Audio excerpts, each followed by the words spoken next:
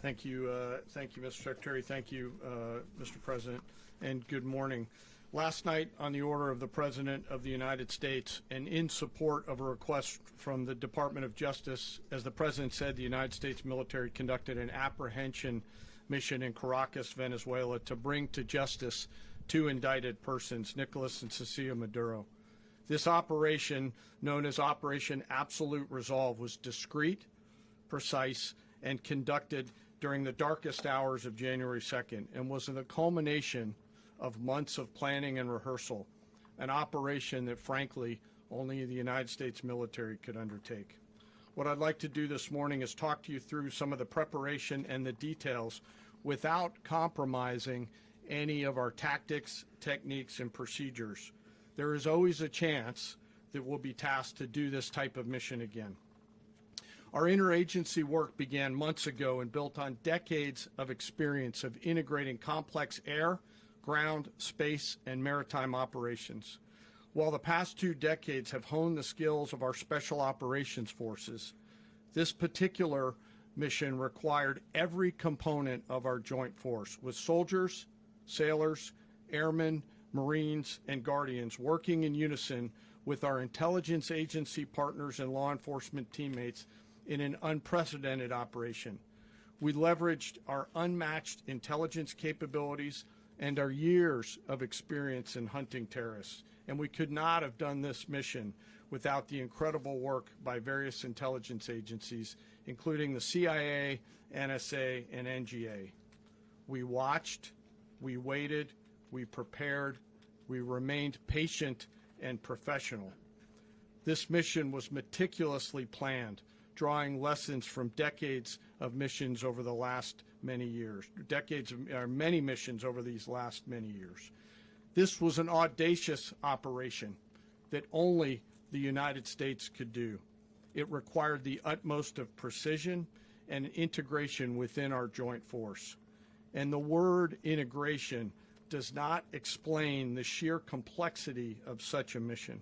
An extraction so precise it involved more than 150 aircraft launching across the Western Hemisphere in close coordination, all coming together in time and place to layer effects for a single purpose: to get an interdiction force into downtown Caracas while maintaining the element of tactical surprise.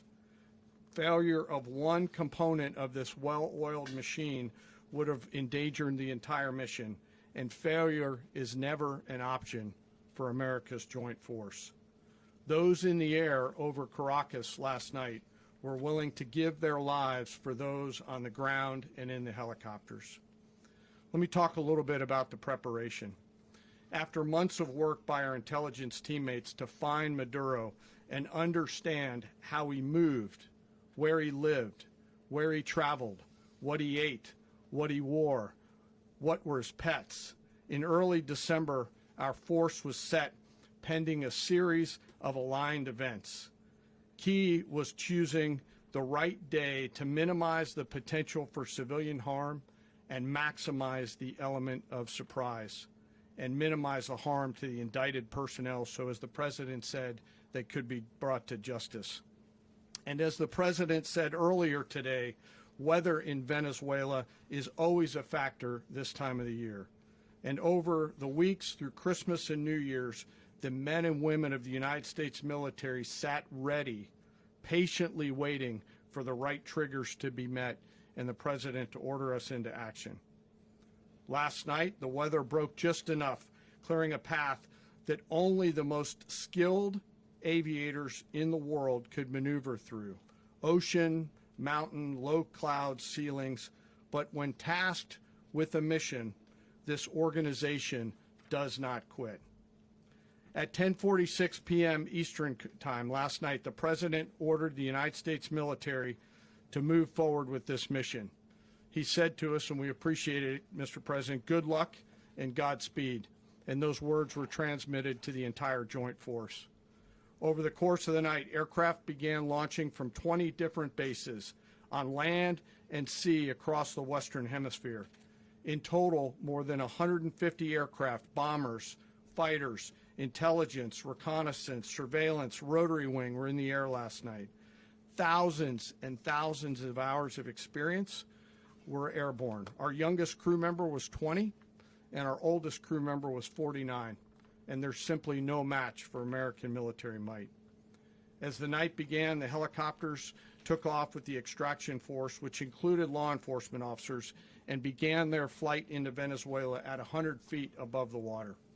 As they approached Venezuelan shores, the United States began layering different effects provided by Spacecom, Cybercom, and other members of the interagency to create a pathway. Overhead, those forces were protected by aircraft from the United States Marines, the United States Navy, the United States Air Force, and the Air National Guard. The force included F-22s, F-35s, F-18s, EA-18s, E-2s, B-1 bombers, and other support aircraft, as well as numerous remotely piloted drones. As the force began to approach Caracas, the Joint Air Component began dismantling and disabling the air defense systems in Venezuela, employing weapons to ensure the safe passage of the helicopters into the target area. The goal of our air component is, was, and always will be to protect the helicopters and the ground force and get them to the target and get them home. As the force crossed the last point of high terrain where they'd been hiding in the clutter, we assessed that we had maintained totally the element of surprise. As the helicopter force ingressed towards the objective at low level, we arrived at Maduro's compound at 1:01 a.m. Eastern Standard Time, or 2:01 a.m. Caracas local time, and the apprehension force descended into Maduro's compound and moved with speed, precision, and discipline towards their objective, and isolated the area to ensure the safety and security of the ground force while apprehending the indicted persons. On arrival into the target area, the helicopters came under fire, and they replied with that fire with overwhelming force in self-defense. One of our aircraft was hit but remained flyable, and as the President said earlier today, all of our aircraft came home, and that aircraft remained flyable during the rest of the mission. As the operation unfolded at the compound, our air and ground intelligence teams provided real-time updates to the ground force, ensuring those forces could safely navigate the complex environment without unnecessary risk. The force remained protected by overhead tactical aviation. Maduro and his wife, both indicted, gave up and were taken into custody by the Department of Justice, assisted by our incredible U.S. military with professionalism and precision, with no loss of U.S. life. After securing the indicted persons, the force began to prep for departure. Helicopters were called in to exfiltrate the extraction force, while fighter aircraft and remotely piloted aircraft provided overhead coverage and suppressive fire. There were multiple self-defense engagements as the force began to withdraw out of Venezuela. The force successfully exfiltrated and returned to their afloat launch bases, and the force was over the water at 3:29 a.m. Eastern Standard Time with indicted persons on board, and both Maduro and his wife were embarked aboard the USS Iwo Jima. In closing, what we've witnessed today is a powerful demonstration of America's joint force. We think, we develop, we train, we rehearse, we debrief, we rehearse again and again, not to get it right, but to ensure that we cannot get it wrong. Our jobs are to integrate combat power so when the order comes, we can deliver overwhelming force at the time and the place of our choosing against any foe anywhere in the world. I am immensely proud today of our joint force and filled with gratitude to represent them here today.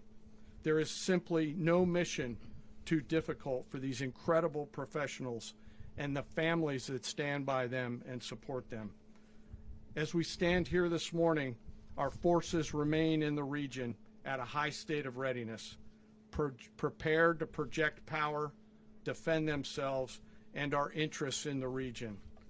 This operation is a testament to the dedication and unwavering commitment to justice and our resolve to hold accountable those who threaten peace and stability. In closing, I want to express my heartfelt gratitude to the brave men and women who executed this mission. Their courage and tireless commitment to our nation are what makes us strong. Thank you, Mr. Secretary, and thank you, Mr. President.